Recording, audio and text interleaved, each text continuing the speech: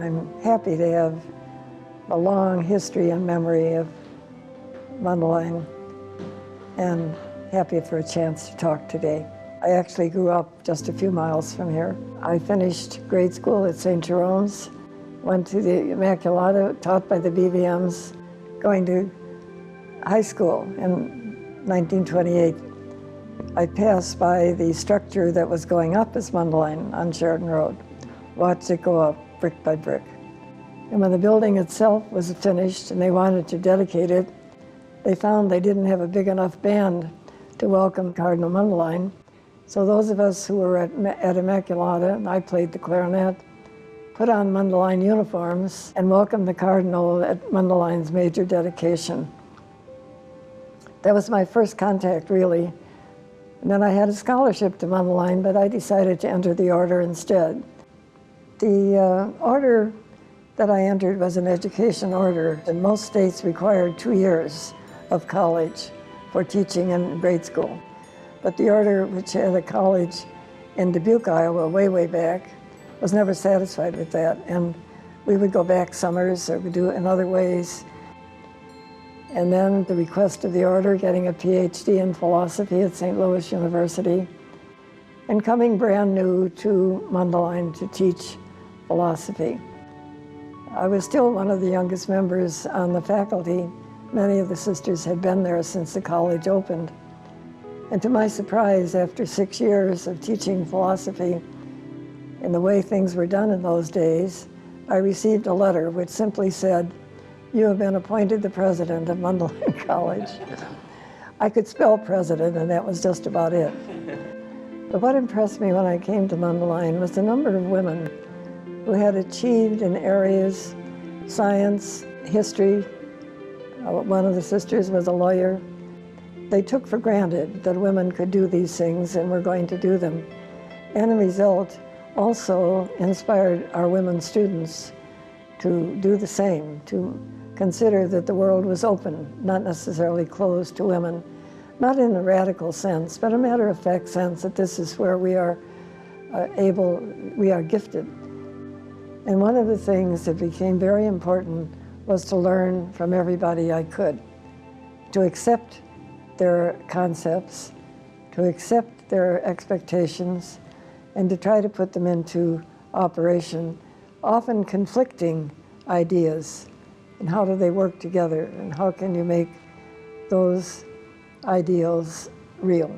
What I learned was the value of listening.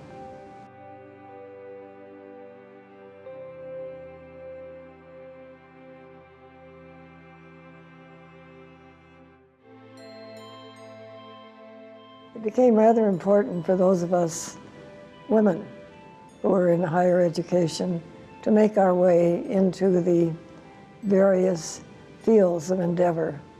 And I ended up often being the first woman of this or that, not because I wanted to be famous, but because I saw as a teacher of women at a women's college that if we were going to open up the fields, whether it was law or medicine or leadership or politics, it was important that women be seen visibly in a leadership position in that area.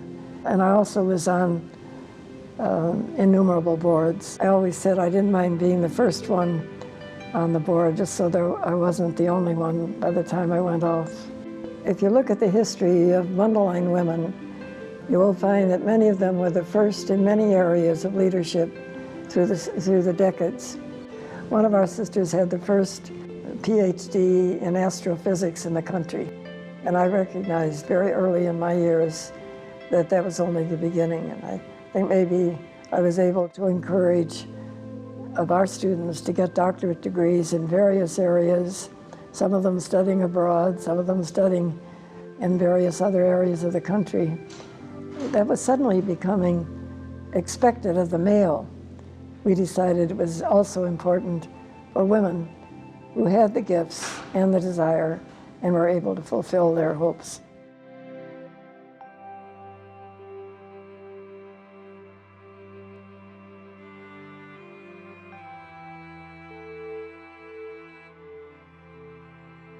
The world of communication, thanks to radio and TV, was suddenly bringing into the home an awareness of the complexity of the world and its needs.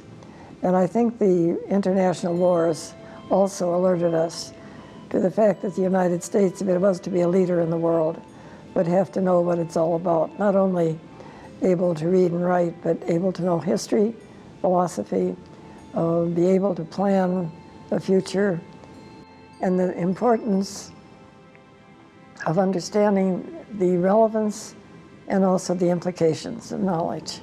But what I think is essential is that the teachings of Christ be assimilated into the culture of the times, both to enrich the culture, to criticize it, and to strengthen it. Vatican II tried to open up the mysteries of the Church with the help of all the knowledge and insights, theology that we have had. And many things that we took for granted were dropped and something else added, new freedom.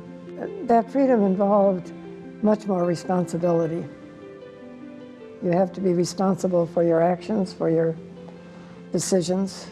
So one of our most successful programs was a continuing education program for women who could come, get their courses, work for their degrees, and graduate, often at the age of 30, 35, even 40.